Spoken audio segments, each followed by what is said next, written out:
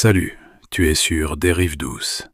Aujourd'hui, on va explorer une idée qui dérange un peu, pas parce qu'elle est difficile à comprendre, mais parce qu'elle touche quelque chose qu'on préfère généralement ne pas regarder trop longtemps. La question que je vais te poser, c'est celle-ci. Et si la liberté te terrifiait au point que tu construises toi-même les barreaux qui t'enferment? Erich Fromm a posé cette question au milieu du XXe siècle, à un moment où l'histoire lui donnait un laboratoire grandeur nature pour l'observer. Ce qu'il a trouvé n'était pas rassurant, mais c'était profondément honnête. Avant d'aller plus loin, dis-moi en commentaire quelle heure il est chez toi en ce moment, ou comment s'est passée ta journée. Les gens qui s'arrêtent pour écrire ici ont souvent quelque chose d'intéressant à dire. Je lis vraiment ces commentaires, et ils rassemblent des personnes agréables et profondes. Si le projet des Rives Douces te plaît, tu peux cliquer sur le lien en description pour le soutenir. Ce qui rend la pensée de Fromm si difficile à écarter, c'est qu'elle refuse les consolations habituelles. On aime croire que la liberté est un cadeau qu'on attend, qu'on mérite, qu'on accueille avec soulagement dès qu'on s'en approche. Fromm observe autre chose. Il voit des individus qui obtiennent la liberté, qui s'affranchissent de contraintes réelles, qui gagnent en autonomie, qui accèdent à des espaces d'existence que leurs ancêtres n'avaient jamais connus, et qui, au lieu de l'habiter, cherchent immédiatement à s'en défaire. Pas par bêtise, par quelque chose de beaucoup plus structurel. La liberté, dans sa pensée, n'est pas d'abord une expérience confortable. C'est d'abord une rupture. Rupture avec les liens qui organisaient l'existence, appartenance à une communauté, place dans une hiérarchie, rôle défini par la tradition ou la religion. Ces liens pouvaient être oppressants, et le mouvement qui s'en affranchit est réel, nécessaire, souvent courageux. Mais ils offraient aussi quelque chose d'autre, qu'on ne voit clairement qu'une fois qu'ils ont disparu. Du sens, de la sécurité, la certitude d'avoir une place dans un ordre du monde qui existait indépendamment de soi. Quand ces liens se défont, l'individu entre dans la liberté comme on entre dans une pièce vide dont on n'avait pas mesuré le volume. L'espace est réel, l'absence de mur est réelle, et le vertige l'est tout autant. Ce vertige-là n'est pas une faiblesse de caractère. Il est la conséquence logique d'une émancipation qui libère sans équiper. On sort d'un cadre sans avoir eu le temps de construire les ressources intérieures pour exister sans lui. Et c'est dans ce moment-là, ce moment d'exposition à soi-même sans filet, que commencent les mécanismes que Fromm va passer des années à cartographier.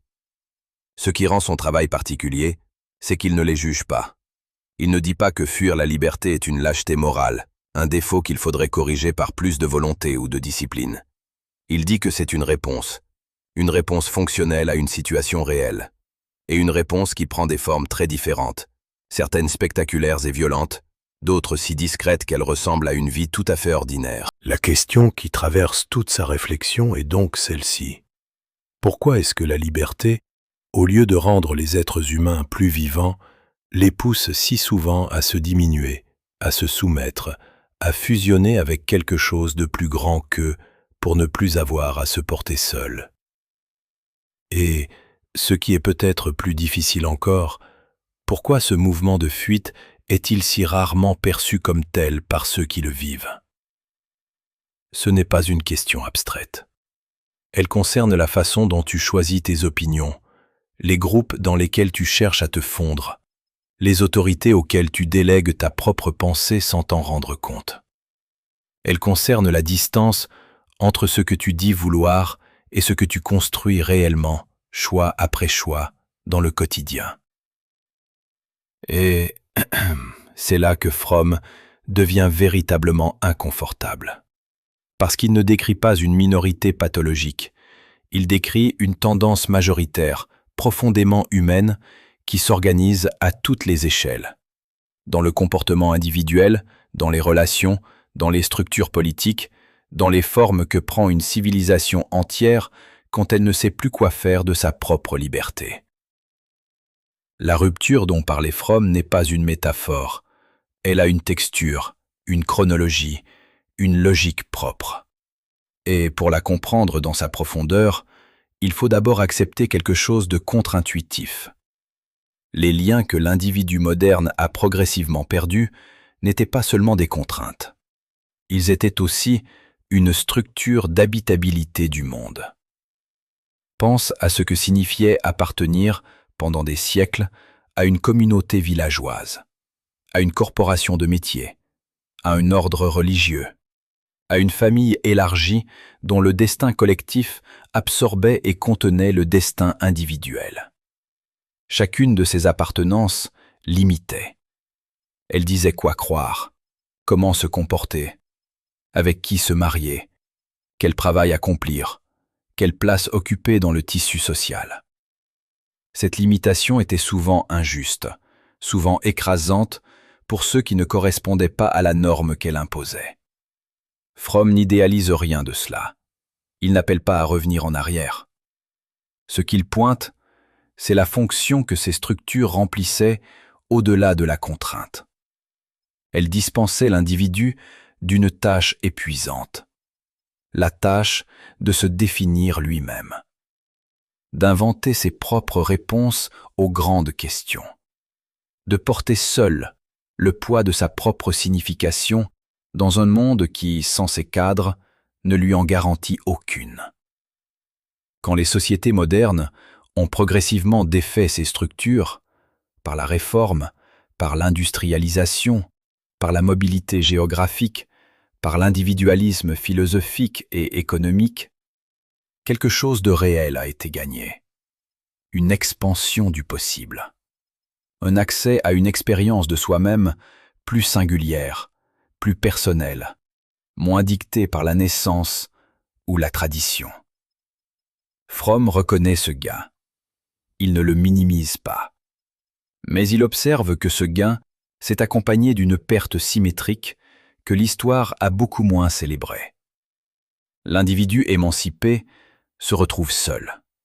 Non pas au sens romantique d'une belle solitude créatrice, mais au sens d'une solitude structurelle, imposée par la dissolution des liens qui le situaient dans le monde. Il n'a plus de place assignée. Il doit en trouver une. Et cette recherche-là, si elle n'est pas soutenue par des ressources intérieures que personne n'a forcément eu l'occasion de développer, ressemble moins à une aventure qu'à une exposition sans protection à un monde indifférent. C'est dans cet espace, l'espace entre la liberté gagnée et la capacité à l'habiter, que naît l'angoisse que Fromm place au centre de sa réflexion. Une angoisse qui n'est pas névrotique au sens clinique du terme. Elle est rationnelle, dans le sens où elle correspond à une situation réelle, celle d'un être qui a perdu les coordonnées qui lui permettaient de se repérer et qui n'en a pas encore construit de nouvelles. Et cette angoisse-là appelle une réponse. Elle en appelle une presque immédiatement, parce que l'être humain supporte mal de rester longtemps dans un espace d'indétermination totale. La question que Fromm pose est de savoir quelle réponse l'individu choisit, ou plutôt vers quelle réponse il glisse sans nécessairement l'avoir choisie. La réponse la plus naturelle, la plus immédiatement disponible, c'est de trouver un nouveau lien.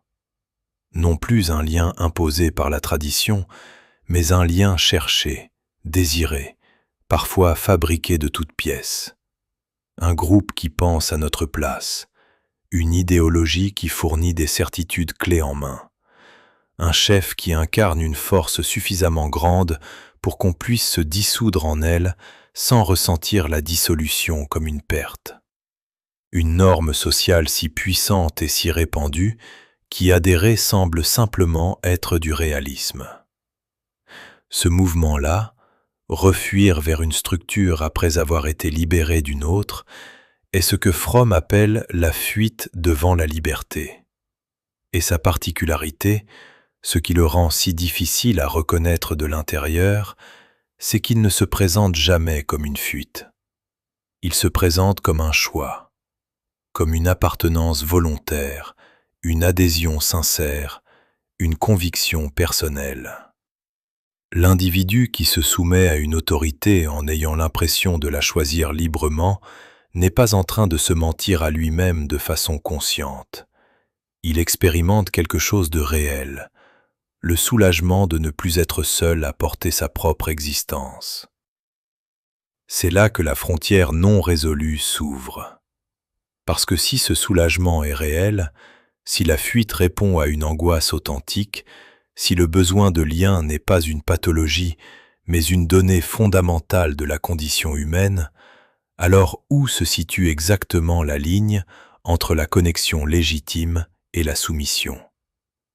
Entre appartenir et se dissoudre, entre chercher un cadre et abandonner sa propre singularité à l'intérieur de ce cadre. Fromm ne tranche pas cette question d'un geste simple.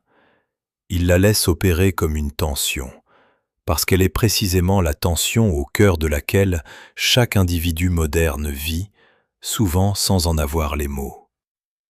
Et c'est dans l'exploration de cette tension, dans ses formes les plus subtiles comme dans ses expressions les plus massives, que sa pensée continue d'être utile, non pas comme un système de réponse, mais comme un outil pour reconnaître ce qui se passe réellement quand on croit simplement vivre sa vie. La liberté de se libérer de quelque chose, des contraintes, des obligations, des rôles imposés, est une liberté que l'on peut mesurer. Elle a une forme visible, une chaîne qu'on retire, une frontière qu'on franchit, un interdit qu'on dépasse. On sait quand on l'obtient, on peut pointer le moment. Ce que Fromm observe, c'est que cette liberté-là ne se suffit pas à elle-même. Elle ouvre un espace, et cet espace peut rester vide. Vide non pas au sens d'un manque provisoire, mais au sens d'une absence de direction vers laquelle se mouvoir. Et un individu dans cet espace-là ne reste pas immobile. Il cherche quelque chose vers quoi aller. La question est de savoir si ce mouvement-là est lui-même libre, ou s'il est dicté par la peur du vide. C'est là qu'intervient la distinction qui traverse toute la réflexion de Fromm sur la fuite. La liberté de se libérer de quelque chose, il l'appelle liberté négative. Négative au sens logique, pas moral. Une liberté définie par ce qu'elle supprime. Et la liberté vers quelque chose, vers un projet, une relation, une forme d'existence qu'on choisit activement, il l'appelle liberté positive. Ces deux mouvements ne sont pas des étapes d'un même chemin. Ils sont de nature fondamentalement différente, et l'un n'engendre pas l'autre automatiquement. La liberté négative peut être totale et la liberté positive complètement absente. Un individu peut avoir défait tous les liens qui l'opprimaient, toutes les autorités qui lui dictaient ses choix, toutes les appartenances qui limitaient son horizon, et se retrouver sans aucune réponse à la question de ce qu'il fait de cet espace conquis. Cette situation n'est pas rare. Elle est, selon Fromm, la condition psychologique dominante de l'individu moderne. Pense à quelqu'un qui quitte un emploi contraignant, une relation étouffante, une ville où il n'a jamais vraiment choisi de vivre. La libération est réelle, l'espace gagné est réel. Mais sans une orientation intérieure, une idée vivante de ce vers quoi il se dirige, cet espace devient rapidement une source d'anxiété au lieu d'une source d'énergie. Et c'est dans ce moment précis, quand le vide se fait sentir, que les mécanismes de substitution entrent en jeu.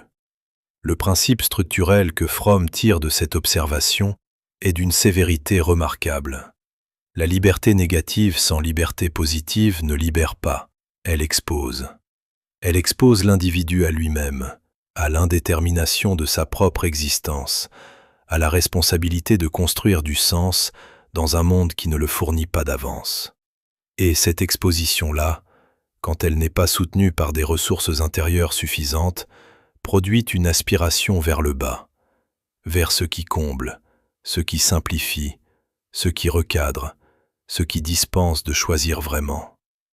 Ce principe résiste bien à l'examen dans la plupart des situations. On le voit fonctionner dans les trajectoires individuelles, dans les dynamiques de groupe, dans les grandes mutations culturelles.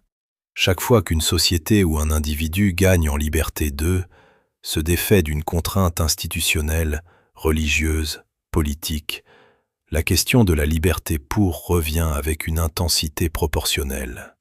Et si la réponse à cette question fait défaut, la fuite prend le relais. Là où ce principe commence à montrer ses limites, c'est quand on lui demande de délimiter clairement ce qui constitue une liberté positive authentique. Fromm l'a décrit comme un amour du monde, une capacité à s'engager activement dans la vie sans chercher à se dissoudre ni à dominer. Mais cette description reste fonctionnelle, pas prescriptive. Elle dit ce que la liberté positive produit, non ce qu'elle exige concrètement, ni comment on la reconnaît de l'intérieur quand on est encore pris dans les mécanismes de la fuite. Et c'est précisément là que le principe se brise, ou du moins qu'il rencontre sa zone d'ombre. Parce que la liberté positive, telle que Fromm la conçoit, suppose une certaine solidité du moi, une capacité à exister en relation avec le monde sans se perdre dans cette relation et sans s'en couper pour se protéger. Or, cette solidité n'est pas donnée. Elle se construit, dans des conditions qui n'ont rien d'évident et que l'histoire individuelle de chacun ne garantit pas. Autrement dit, le cadre de Fromm décrit avec précision ce dont l'être humain a besoin pour habiter sa liberté. Mais il ne résout pas la question de savoir comment on y accède quand on part de l'intérieur d'un mécanisme de fuite déjà en place. Cette limite n'est pas un défaut de sa pensée, c'est une honnêteté. Reconnaître qu'identifier la structure d'un problème ne suffit pas à le défaire, et que voir la cage ne donne pas immédiatement la force de l'ouvrir. Ce qui reste, une fois ce constat posé, c'est une tension entre la conscience et l'action. Et cette tension-là, Fromm ne cherche pas à la résoudre par une formule. Il la laisse vivre, parce que c'est dans cette tension que l'individu est le plus véritablement confronté à lui-même. Ni dans le confort de la fuite, ni dans l'illusion d'une liberté totalement maîtrisée, mais dans cet espace inconfortable où il commence à voir ce qui se passe, sans encore savoir tout à fait quoi en faire. L'émancipation produit quelque chose qu'elle ne prévoyait pas. En libérant l'individu des structures qui le contenaient, la communauté, la tradition, la place héritée dans un ordre social, elle le rend à lui-même. Et cette remise à soi-même, qui ressemble à un cadeau, a la texture d'une mise à nu. Ce qui se dégage de cette situation, Fromm le nomme avec une précision qui n'est pas habituelle dans les discours sur la liberté. L'isolement. Un isolement structurel, produit non par un accident de vie, ni par un caractère particulièrement solitaire, mais par le mouvement même de l'émancipation. Plus l'individu se détache des liens qui le situaient dans le monde, plus il se retrouve seul, devant un monde qui ne lui doit aucune signification préfabriquée. Voilà le paradoxe que Fromm pose au centre de sa lecture de la modernité. La liberté gagnée est réelle, et la solitude qu'elle engendre l'est tout autant. Les deux sont le produit du même mouvement. On ne peut pas défaire l'un sans défaire l'autre. Ce paradoxe mérite d'être nommé avec soin, parce qu'il est facile de le neutraliser en croyant l'avoir compris. On pourrait dire « la solitude est le prix de la liberté, et ce prix en vaut la peine ». Fromm ne dit pas cela. Il dit quelque chose de plus difficile à entendre. Cette solitude-là, structurelle, non choisie, produite par l'histoire et non par le tempérament, dépasse souvent la capacité de l'individu à la tenir. Elle ne ressemble pas à la belle solitude du penseur ou de l'artiste qui choisit le retrait pour mieux revenir. Elle ressemble à une exposition permanente à un monde indifférent, sans épaisseur de protection, sans sentiment d'appartenir à quoi que ce soit qui vous précède et vous survive. On pourrait tenter de résoudre ce paradoxe en disant que l'individu moderne n'a qu'à construire de nouveaux liens, librement choisis, pour remplacer ceux que l'histoire a défaits. Et c'est vrai que des liens nouveaux sont possibles. Mais cette tentative de résolution bute sur quelque chose que Fromm voit distinctement. La capacité à construire des liens authentiques suppose déjà une solidité intérieure que la solitude structurelle tend précisément à éroder. L'individu exposé, épuisé par l'indétermination, cherche des liens. Mais dans l'état où cette solitude le laisse, il cherche surtout des liens qui soulagent, qui simplifient, qui portent le poids à sa place. Et ces liens-là ne sont plus des relations. Ce sont des refuges. La solitude produite par l'émancipation n'est donc pas seulement douloureuse. Elle est dynamique. Elle pousse vers quelque chose. Elle engendre une pression intérieure qui oriente les choix sans que l'individu en soit nécessairement conscient. Cette pression, Fromm l'a décrit comme le moteur des mécanismes de fuite. Et le point crucial est que ce moteur ne démarre pas dans des situations extrêmes. Il tourne en permanence, à bas bruit, dans la vie ordinaire de l'individu qui a gagné sa liberté formelle, mais n'a pas les ressources pour l'habiter sans vaciller. Tu peux te retrouver dans cette situation sans jamais avoir formulé les choses dans ces termes. La pression ne se nomme pas toujours.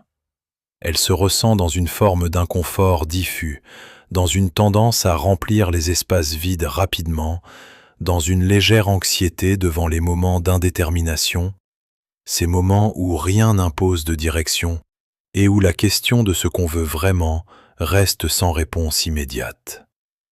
Ce n'est pas une pathologie, c'est la solitude structurelle qui cherche une issue.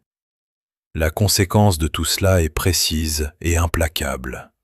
Fromm observe que cet isolement-là, cet état d'être libéré des liens anciens sans être encore capable d'en tisser de nouveaux qui n'amputent pas la liberté, rend la fuite irrésistible.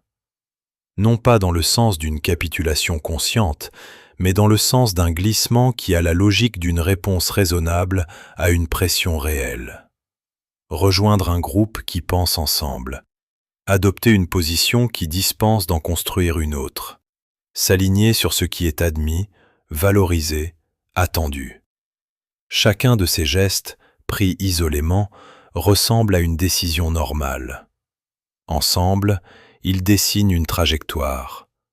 L'individu qui refuit vers une structure pour ne plus avoir à porter seul l'indétermination de sa propre existence. Ce qui rend ce paradoxe impossible à résoudre par une simple recommandation, c'est que la solitude dont parle Fromm n'est pas une erreur de parcours qu'on pourrait éviter en faisant mieux. Elle est inscrite dans la logique de l'émancipation elle-même. L'individu moderne hérite d'une liberté qui a été conquise avant lui, souvent par des forces historiques qui ne se préoccupaient pas de lui fournir les ressources intérieures nécessaires pour l'habiter.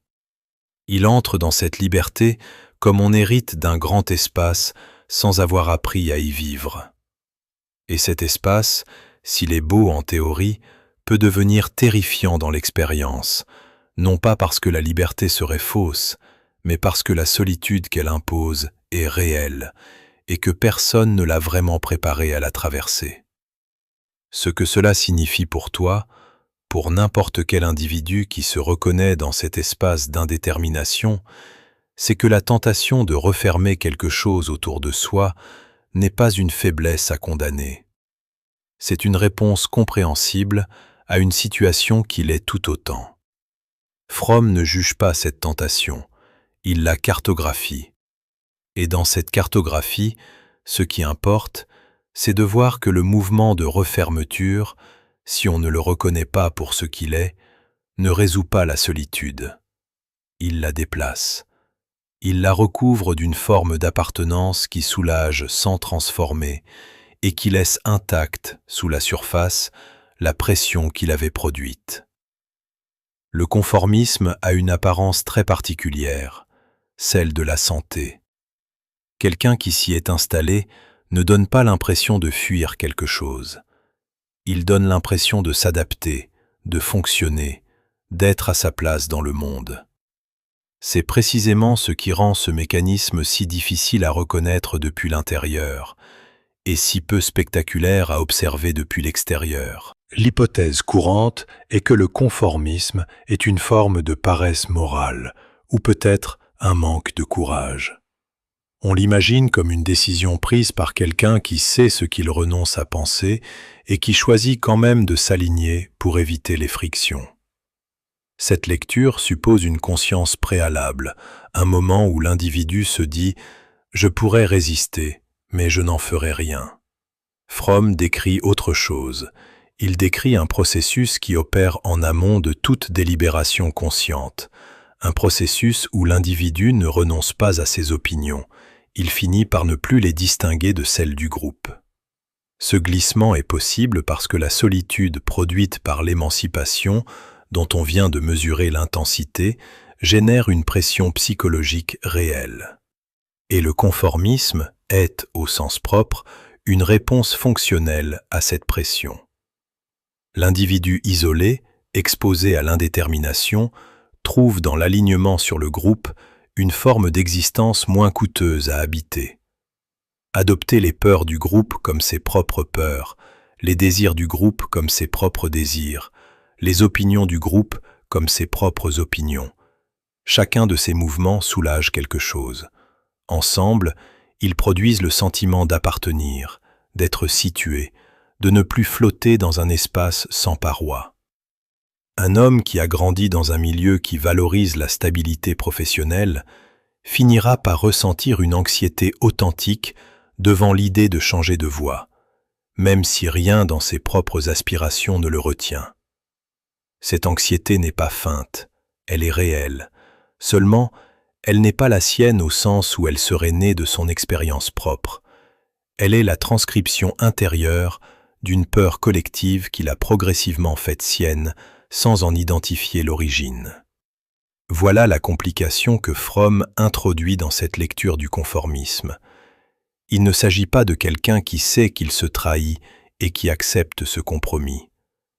Il s'agit de quelqu'un qui a sincèrement cessé de se distinguer du moule. Le moi n'est pas dissimulé derrière une façade.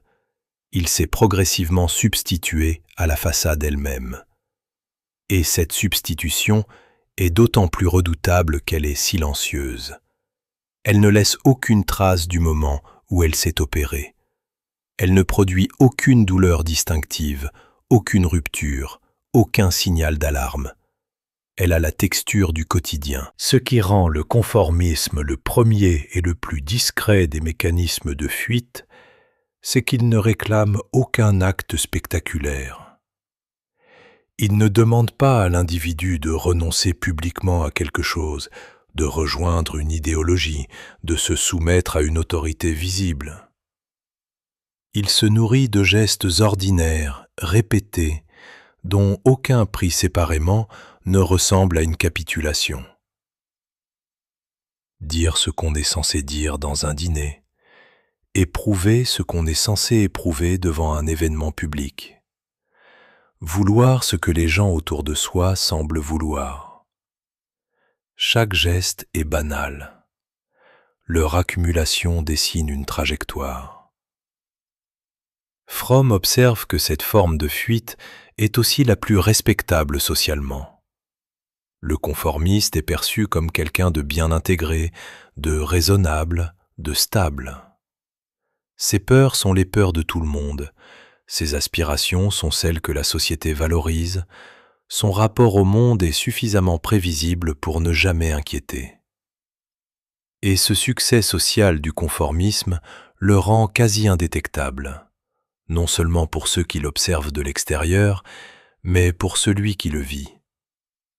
Quand tout le monde autour de toi confirme que ta façon d'exister est normale, la question de savoir si cette façon est vraiment la tienne ne se pose presque jamais. Ce qui reste au bord de cette analyse, c'est une question que Fromm laisse ouverte avec une certaine honnêteté. À quel moment l'adaptation ordinaire au monde social bascule-t-elle dans la fuite devant soi-même? Tout individu s'ajuste à son environnement. Tout individu adopte des usages, des codes, des façons de se comporter qui ne viennent pas de lui seul. La vie en commun exige une forme de perméabilité au monde des autres. La frontière entre une perméabilité saine et une dissolution du moi dans le collectif est précisément là où la pensée de Fromm exerce le plus de pression, et où elle refuse de tracer une ligne trop nette. Ce refus n'est pas un manquement, c'est une précision. Parce que cette ligne, si elle existait avec netteté, permettrait à l'individu de se situer une fois pour toutes d'un côté ou de l'autre. Et ce geste de classification serait lui-même une façon d'éviter la question. La tension entre adaptation et fuite n'est pas une frontière stable. Elle se déplace selon les moments, selon les domaines de la vie, selon les ressources intérieures disponibles à un instant donné. Et c'est dans cette mobilité que quelque chose de plus profond commence à se dessiner. La question de ce qui se passe quand la fuite ne se contente plus du conformisme, quand la pression intérieure demande une structure plus ferme, une autorité plus visible, quelque chose qui ordonne le monde avec suffisamment de force pour que l'individu n'ait plus à en être l'auteur. Ce que le conformisme laisse intact, c'est la structure du problème. Il soulage la pression sans la résoudre. Et quand cette pression continue de monter, quand l'alignement sur le groupe ne suffit plus à donner le sentiment d'être tenu, situé, protégé de l'indétermination, quelque chose de plus massif entre en jeu. Non pas un mécanisme discret qui opère dans l'ombre du quotidien, mais un mouvement qui cherche une autorité visible, une hiérarchie ferme, un ordre qui dispose le monde avec suffisamment de force pour que l'individu n'ait plus à en être responsable. Fromm nomme ce mouvement l'autoritarisme. Mais ce qu'il fait avec ce mot est important. Il le déplace. Il le sort du registre purement politique pour le poser là où il naît vraiment, c'est-à-dire dans la psychologie de l'individu avant d'être dans les institutions qui le cristallisent. L'autoritarisme, dans cette lecture, est d'abord un désir, pas une contrainte subie. Un désir produit de l'intérieur, par une solitude que le conformisme n'a pas réussi à combler. Ce désir a deux faces qui se tiennent ensemble. D'un côté, la recherche d'une autorité à laquelle se soumettre, quelque chose ou quelqu'un de plus grand que soi, qui sache, qui décide, qui porte le poids de l'orientation. De l'autre, la recherche d'une force inférieure à dominer, quelque chose ou quelqu'un sur qui exercer un pouvoir qui compense le sentiment d'impuissance face au monde. Ces deux mouvements semblent opposés en surface, mais Fromm les voit comme les deux expressions d'une même dynamique. L'individu qui ne peut plus tenir sa liberté cherche une structure hiérarchique où chaque position définie, qu'elle soit au-dessus ou en dessous, est préférable à l'absence de position. Ce point mérite d'être pesé. On s'imagine souvent que la soumission à une autorité et le désir de dominer sont des penchants distincts, voire incompatibles. L'un serait passif, l'autre actif.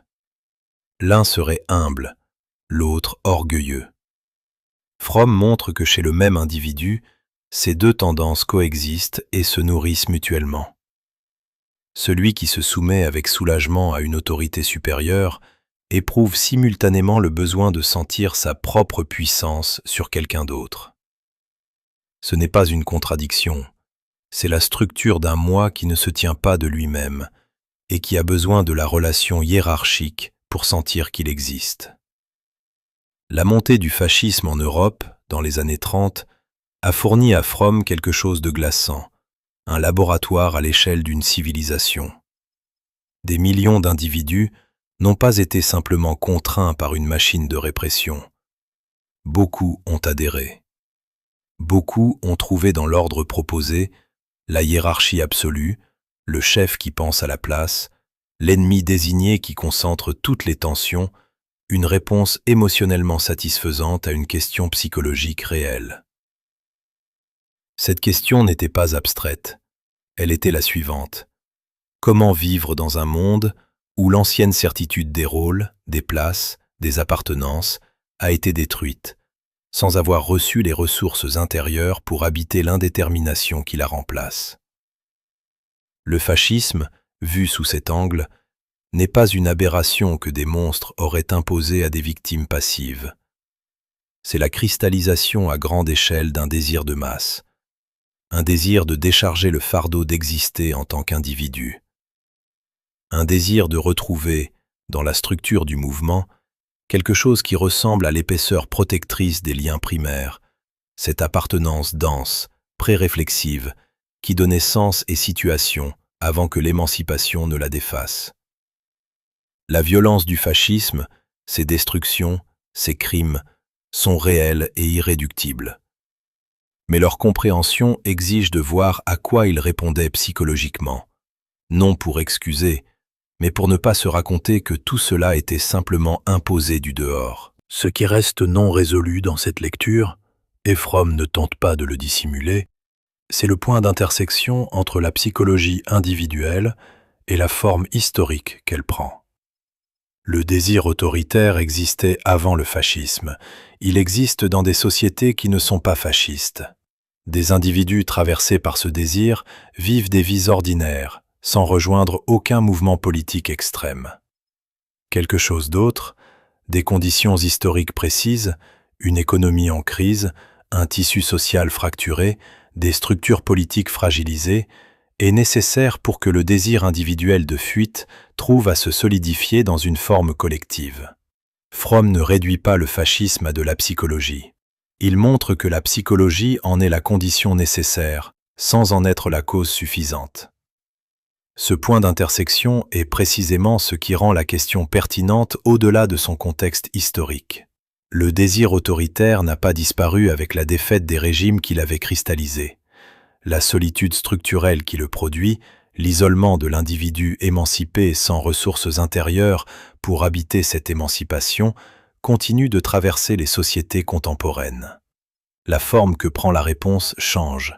L'intensité de la pression, elle, reste comparable. Et tu peux la reconnaître à des signes moins spectaculaires que l'adhésion à une idéologie.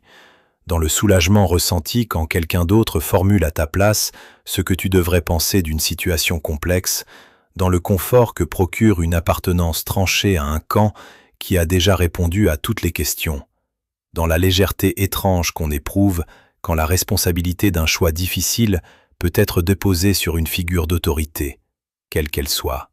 Ce que Fromm met en lumière ici n'est pas confortable à regarder, parce que ce désir-là, le désir d'être tenu par quelque chose de plus fort que soi, de ne plus avoir à être l'auteur de sa propre orientation dans le monde, n'est pas réservé à ceux que l'histoire a mis en scène comme les mauvais personnages. Il traverse la condition humaine avec une régularité que la flatterie de sa propre liberté rend difficile à admettre. Et c'est peut-être là que la pensée de Fromm exerce la pression la plus juste, non pas en pointant un ennemi extérieur, mais en indiquant que le mouvement commence toujours par le dedans, dans l'espace entre ce que la liberté exige et ce qu'on est capable, à un moment donné, de lui donner. La destructivité est un mot qui résiste.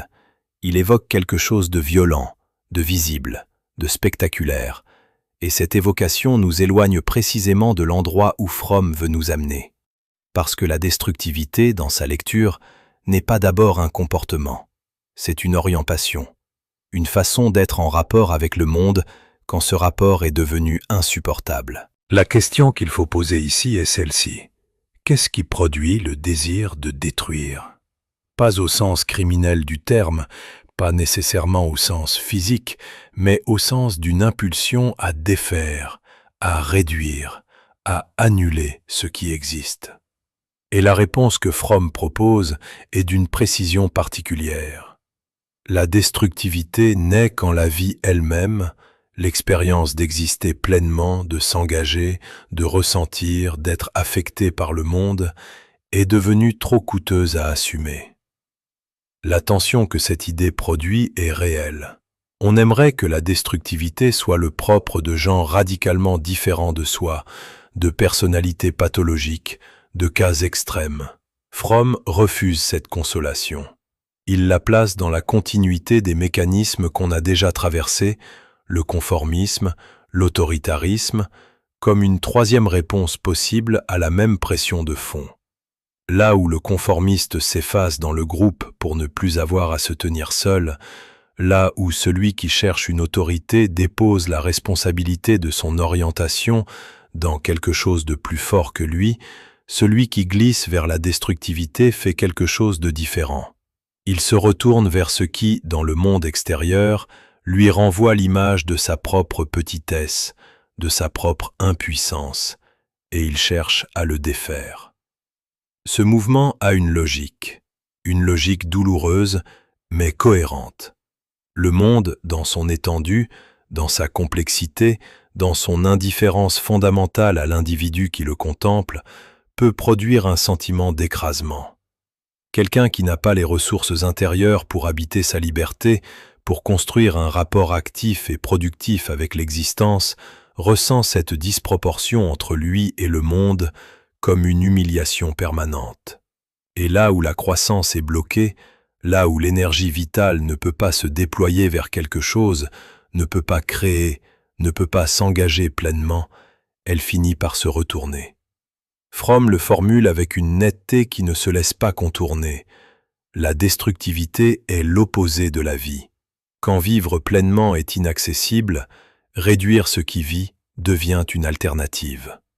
Un homme qui ressent depuis des années que sa propre existence lui échappe, que les décisions qui concernent sa vie sont prises ailleurs, par d'autres, selon des logiques qui ne lui laissent aucune prise réelle, peut finir par éprouver une satisfaction étrange dans l'idée que quelque chose s'effondre, une institution, une réputation, un ordre établi.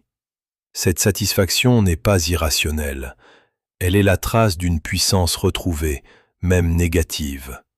Détruire prouve qu'on peut encore agir sur le monde, même si on n'a jamais appris à le construire. Ce qui complique encore davantage cette analyse, c'est que la destructivité n'a pas toujours un objet visible. Elle peut s'exercer sur soi-même avec autant d'efficacité que sur l'extérieur.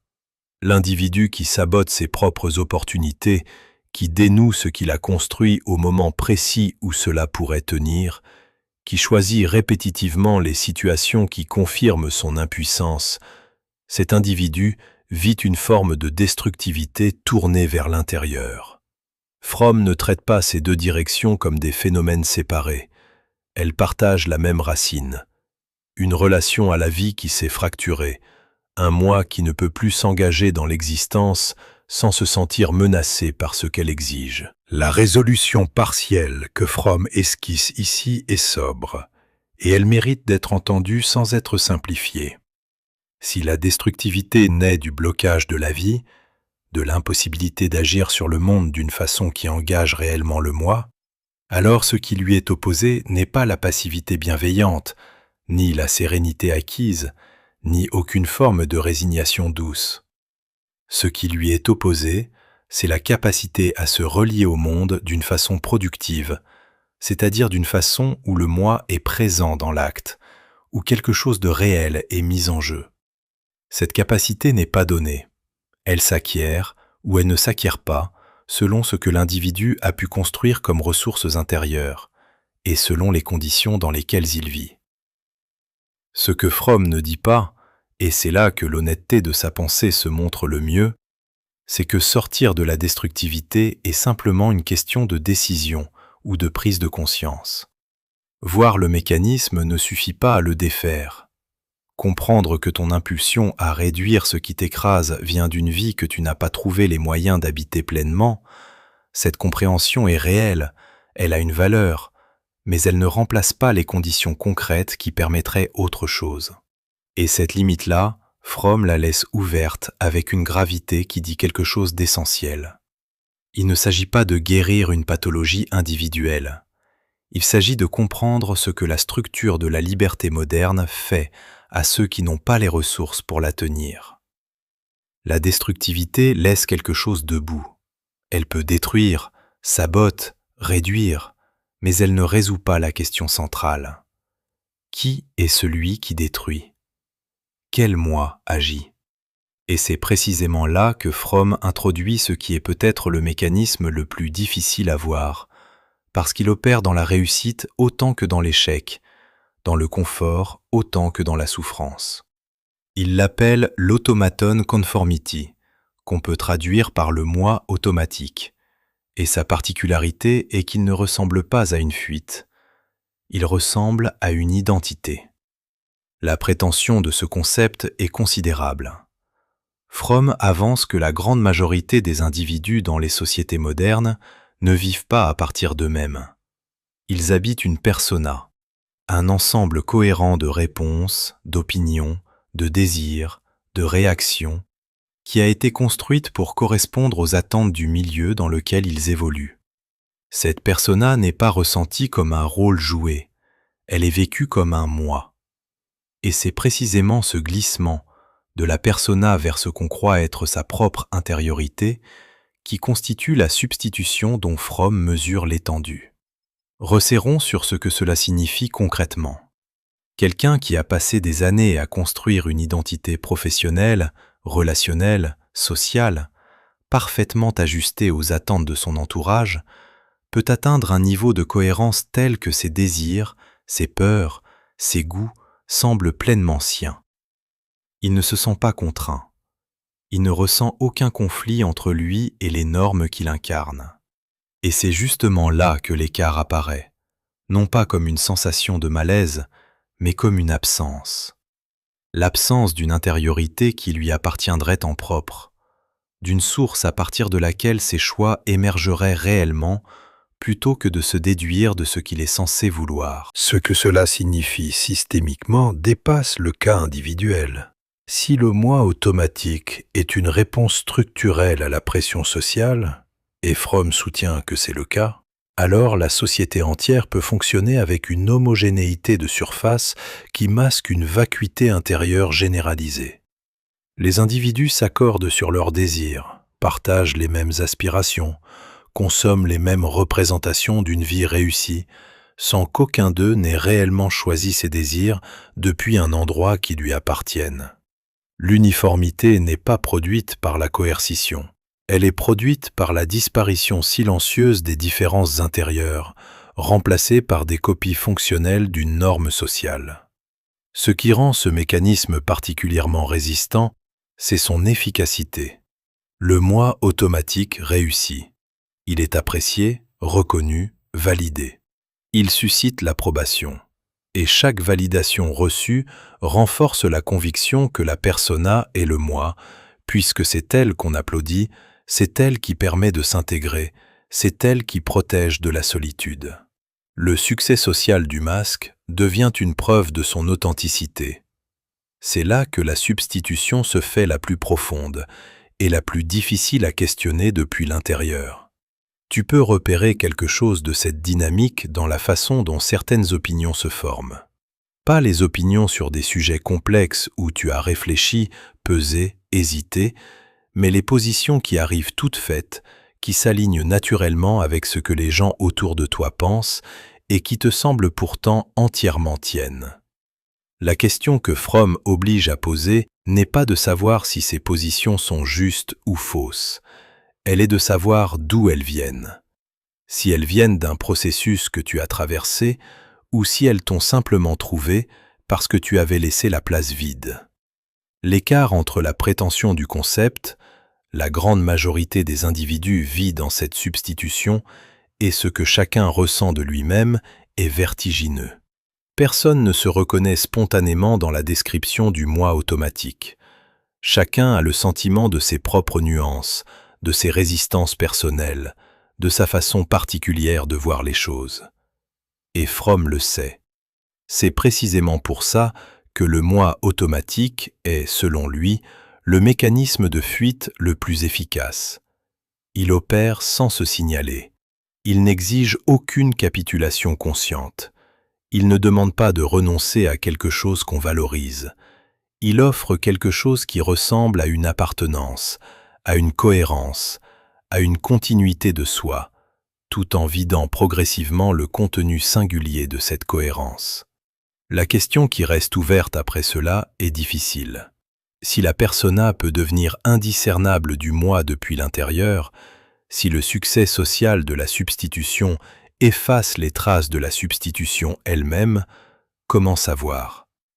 Fromm ne propose pas de test simple. Il indique plutôt une qualité de rapport à soi-même, la capacité à ressentir ses propres désirs comme des impulsions réelles plutôt que comme des déductions de ce qu'on devrait vouloir, la présence d'une intériorité qui résiste parfois aux attentes extérieures, même quand cette résistance coûte quelque chose. La résistance qui coûte quelque chose, c'est peut-être là l'un des rares signes que le moi n'a pas entièrement cédé la place. Ce qui reste après le moi automatique, c'est une question que Fromm pose sans l'amortir. Vers quoi aller? Pas seulement comment cesser de fuir, mais vers quoi orienter l'énergie qui, jusque-là, s'était dépensée à construire une persona, à chercher une autorité, à défaire ce qui écrasait. La liberté positive, cette liberté pour, ne peut pas rester un concept vide. Elle doit avoir une forme. Et Fromm en identifie deux, concrètes, praticables, exigeantes. L'amour productif et le travail créateur. Ces deux formes méritent qu'on s'y arrête sans les réduire à ce qu'elles semblent être au premier abord. L'amour productif ne désigne pas l'amour romantique ni l'attachement affectif ordinaire. Il désigne une façon de se rapporter à un autre être ou à une idée, à une tâche, à une communauté, où le moi est pleinement engagé sans être dissous. Ce que Fromm met au cœur de ce concept, c'est l'activité. L'amour productif est un acte, pas un état.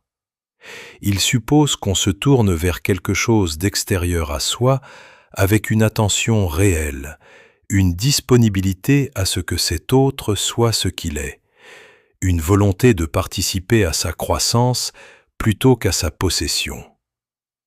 Et précisément parce qu'il engage le moi sans le diluer, il est l'une des rares activités humaines où la liberté positive trouve une expression tangible. L'attention est là, immédiatement. Parce qu'aimer de cette façon, productivement, selon le terme de Fromm, exige une solidité intérieure que la fuite devant la liberté cherche précisément à éviter de construire. Celui qui a dissous son moi dans la persona n'a pas grand-chose à offrir à cette qualité de relation. Celui qui a cherché à se soumettre ou à dominer pour résoudre l'insupportable de l'existence libre ne dispose pas encore de ce type de présence à l'autre. L'amour productif n'est donc pas un remède qu'on peut simplement décider d'appliquer. Il est lui-même conditionné par un degré de liberté intérieure que l'individu doit avoir commencé à habiter. Autrement dit, il est à la fois la voie et la destination. Le travail créateur occupe une place symétrique. Créer, dans la pensée de Fromm, n'est pas une activité réservée aux artistes ou aux inventeurs. C'est toute forme de travail où le moi est réellement présent dans l'acte, où quelque chose qui vient de l'intérieur se dépose dans le monde et lui donne une forme nouvelle. Un menuisier qui travaille le bois avec une attention à ce qu'il fait, un enseignant qui réfléchit vraiment à ce qu'il transmet, une personne qui écrit pour comprendre plutôt que pour performer, tous font quelque chose qui engage leur singularité. Ce qui rend le travail créateur libérateur, ce n'est pas son résultat. C'est le rapport qu'il établit entre le moi et le monde. Un rapport actif, où ce qu'on produit porte la trace de qui on est. Et c'est là qu'un geste concret permet de mesurer la différence. Quelqu'un qui passe des heures à créer quelque chose, peu importe ce que c'est, et qui éprouve à la fin une fatigue qui n'est pas du vide, mais de la présence, connaît ce dont Fromm parle. Ce n'est pas l'épuisement de celui qui a exécuté des tâches imposées. C'est l'épuisement de quelqu'un qui a été là, entièrement, dans ce qu'il faisait. Ce qui complique les deux voies, c'est précisément leur coût.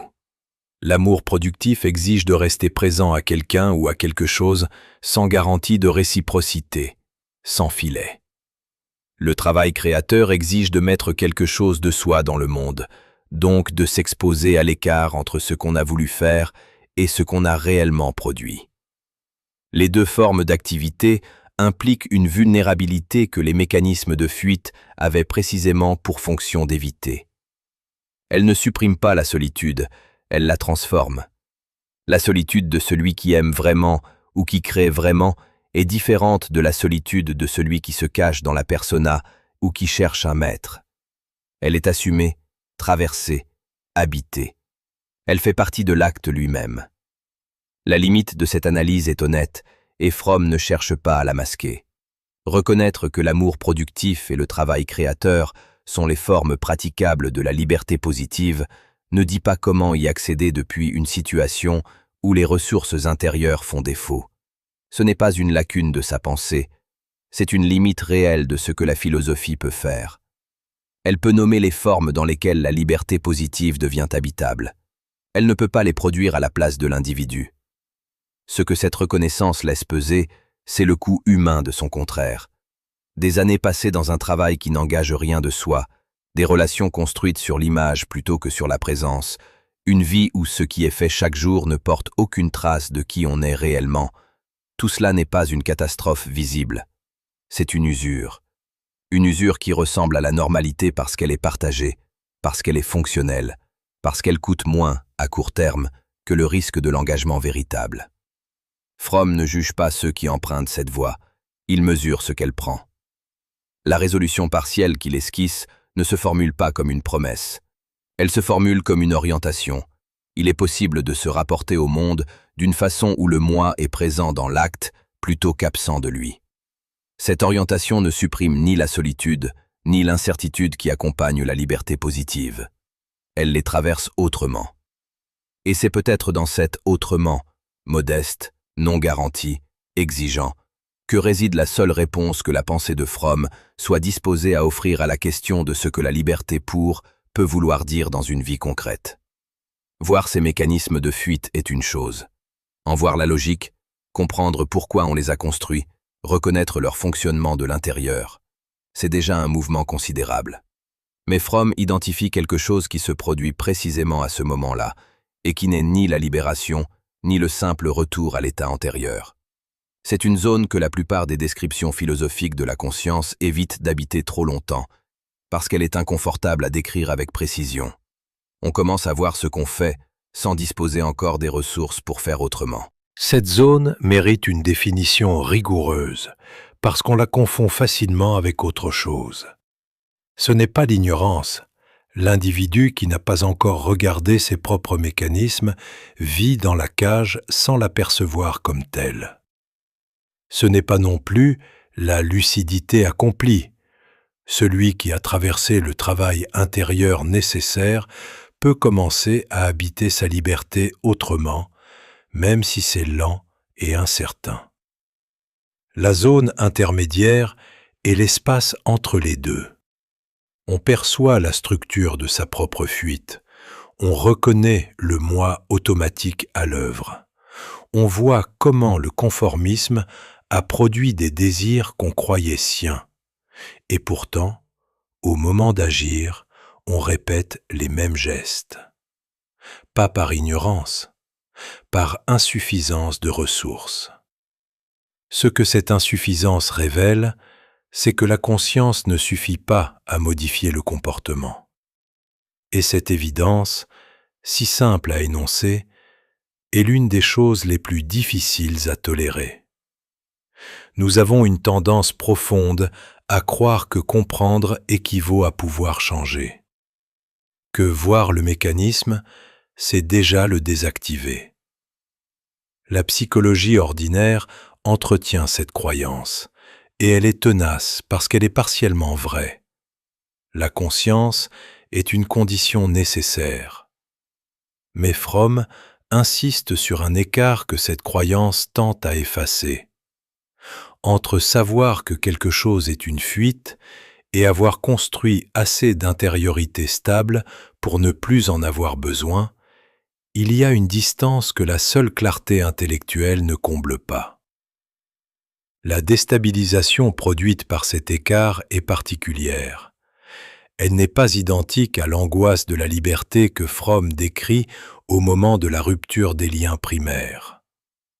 Celle-là est une angoisse devant le vide, devant une absence de sens et de repères. La déstabilisation de la zone intermédiaire est plus précise, plus nommable et peut-être plus douloureuse parce qu'elle n'a plus l'excuse de l'ignorance. Tu vois ce que tu fais. Tu le fais quand même. Et la répétition, cette fois, est consciente. Ce que Fromm considère dans cette configuration, c'est la tentation de refermer. La conscience qui dérange peut être anesthésiée. On peut décider que la réflexion est allée trop loin, que la nuance devient paralysante, que la vie pratique exige de ne pas trop regarder sous ses propres pas.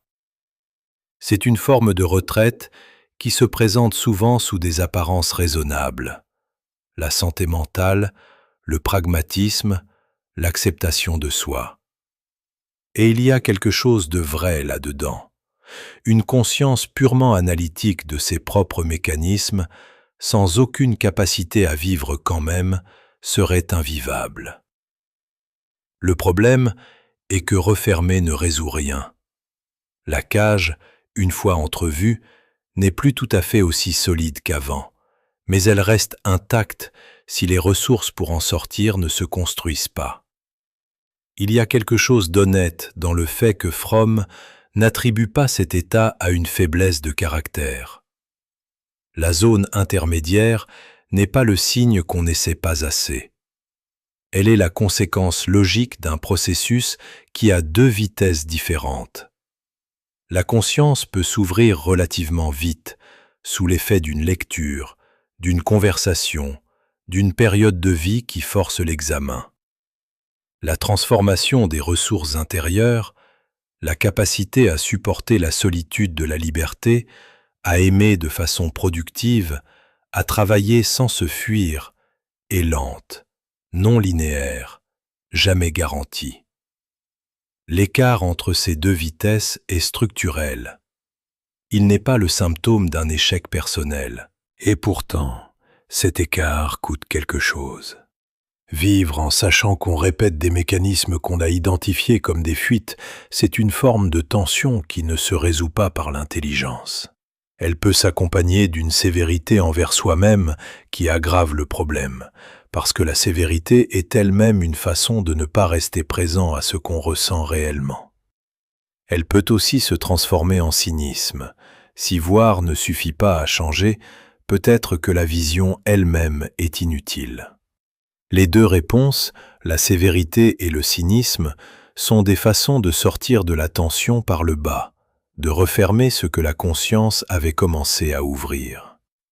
Ce que Fromm propose à la place, c'est quelque chose de plus difficile à tenir. Rester dans la zone sans la résoudre prématurément. Maintenir la conscience ouverte, même quand elle dérange, même quand elle ne produit pas encore de transformation visible.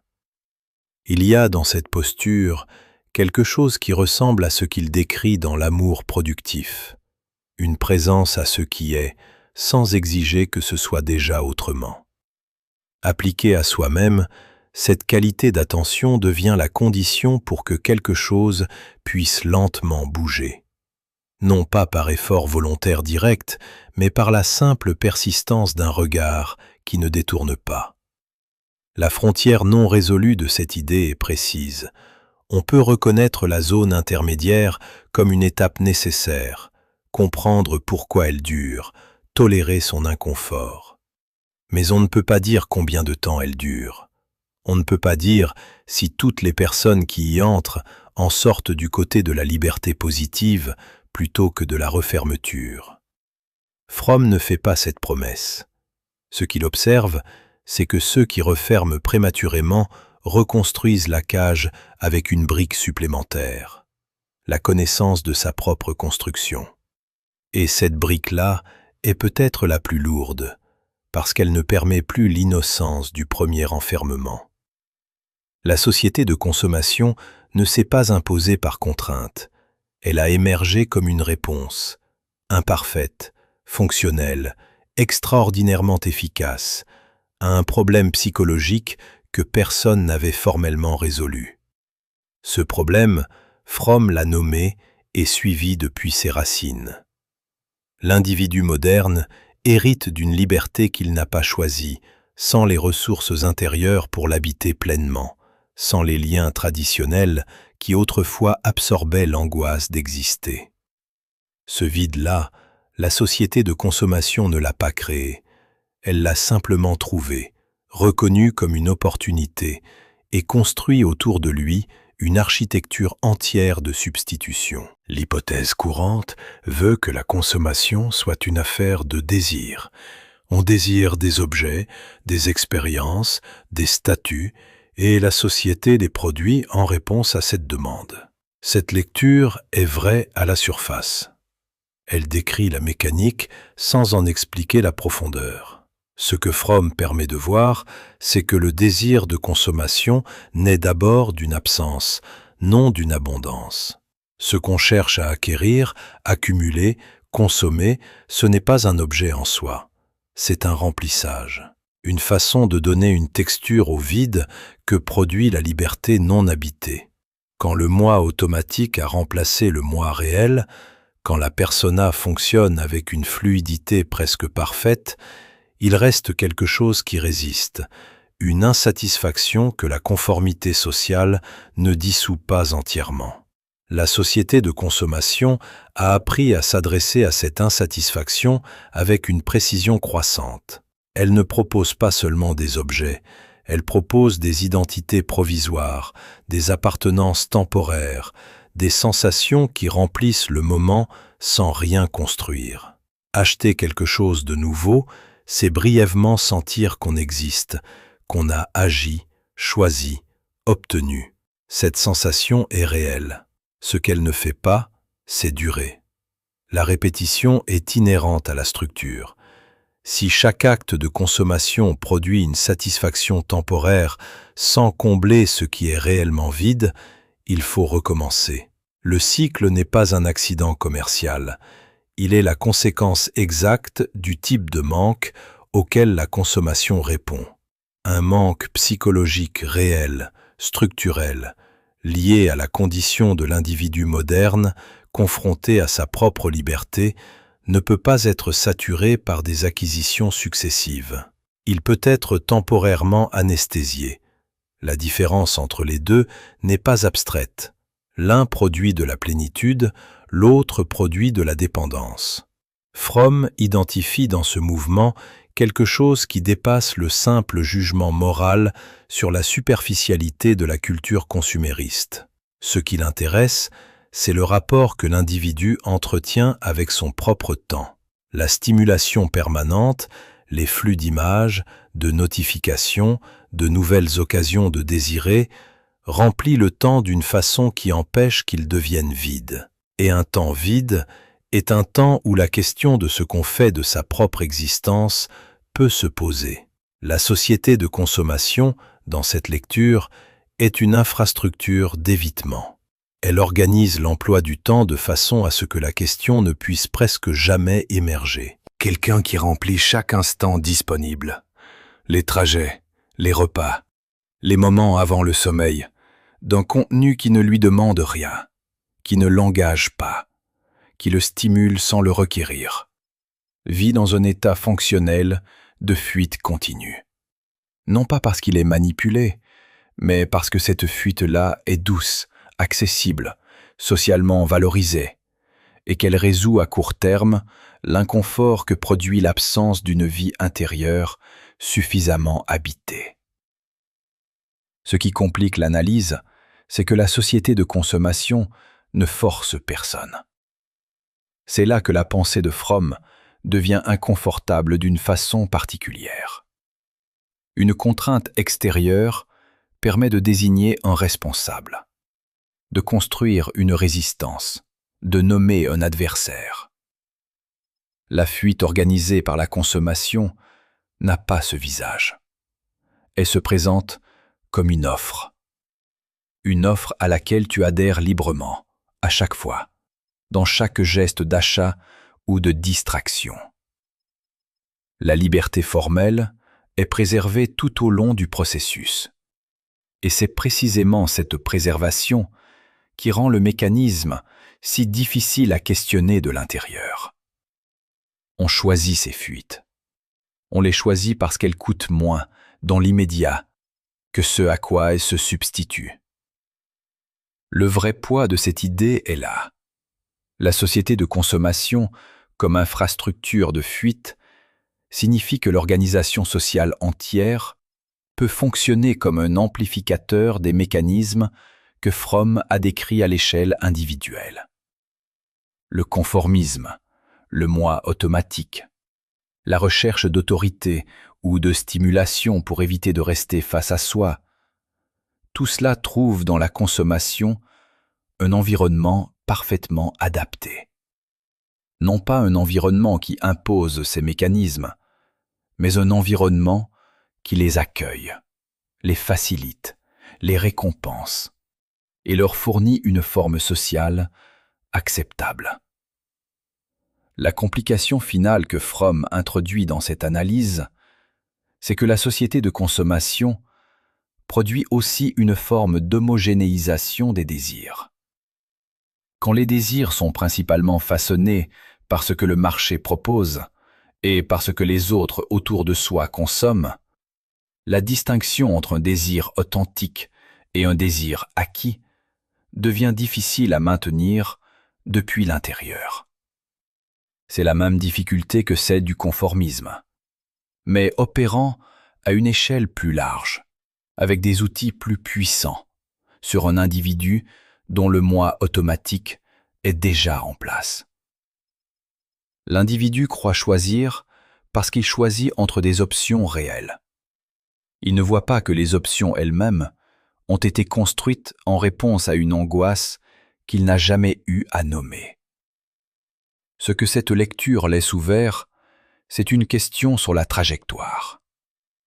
Si la société de consommation est bien une infrastructure de fuite institutionnalisée, une réponse collective et organisée à un problème psychologique individuel non résolu, alors la sortie de la fuite ne peut pas être seulement individuelle.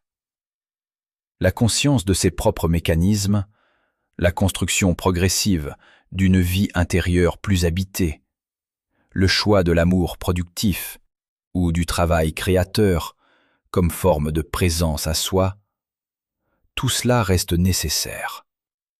Et Fromm ne l'abandonne pas. Mais ces gestes se déploient dans un environnement dont la logique entière travaille en sens inverse.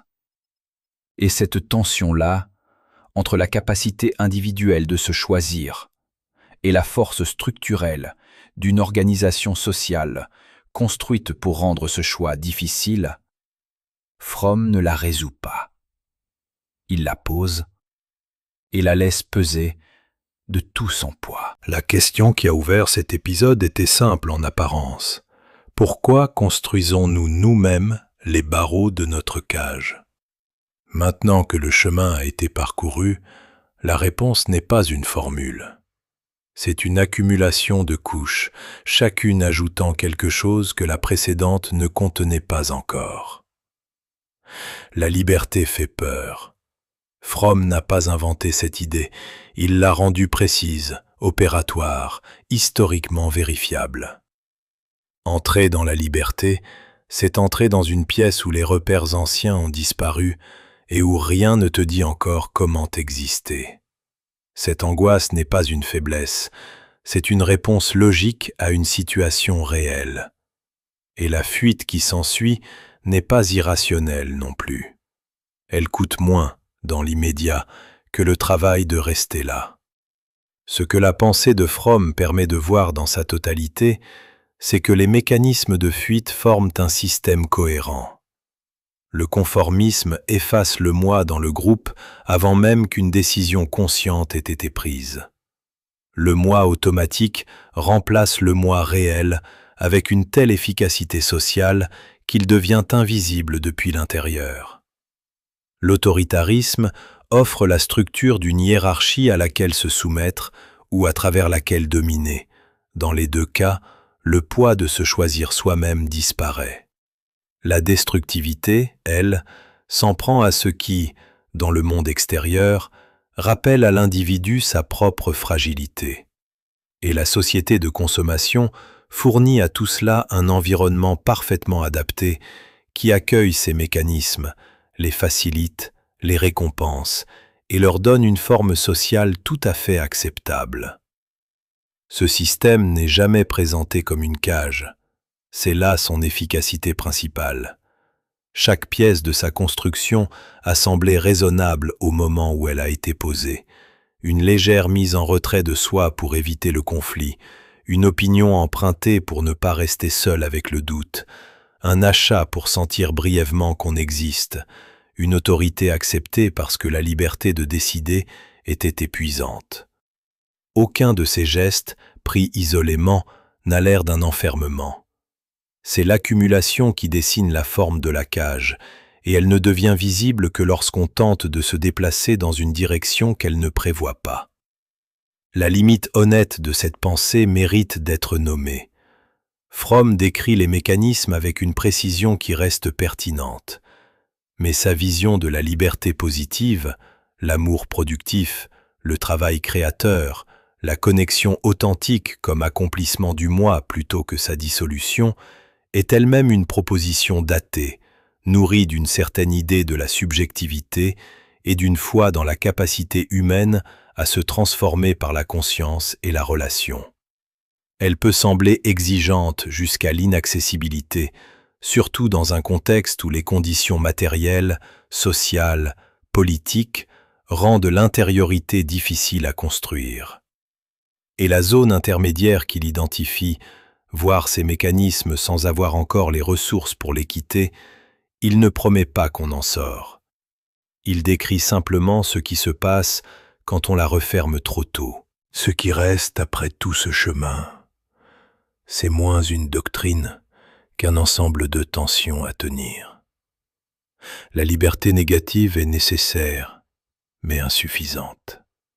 La conscience est une condition, mais ne suffit pas à transformer. La fuite est compréhensible, mais produit un coût différé.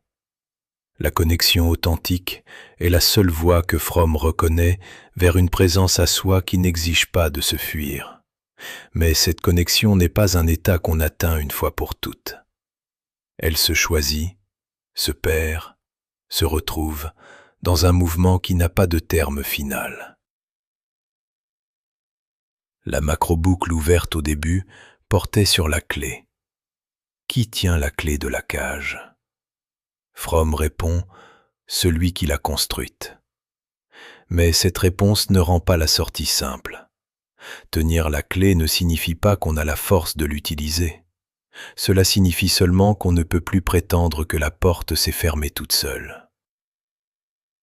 La question qui reste, et c'est peut-être la seule qui compte vraiment, n'est pas de savoir si tu es libre.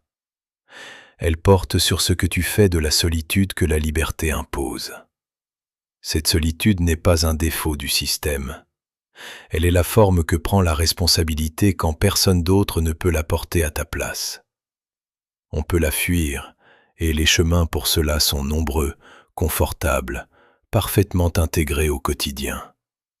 On peut aussi rester avec elle, sans garantie, sans promesse de récompense, en sachant que rester coûte quelque chose. Fromm ne dit pas que rester est facile. Il dit que c'est la seule direction où quelque chose peut réellement se construire. Bonne nuit.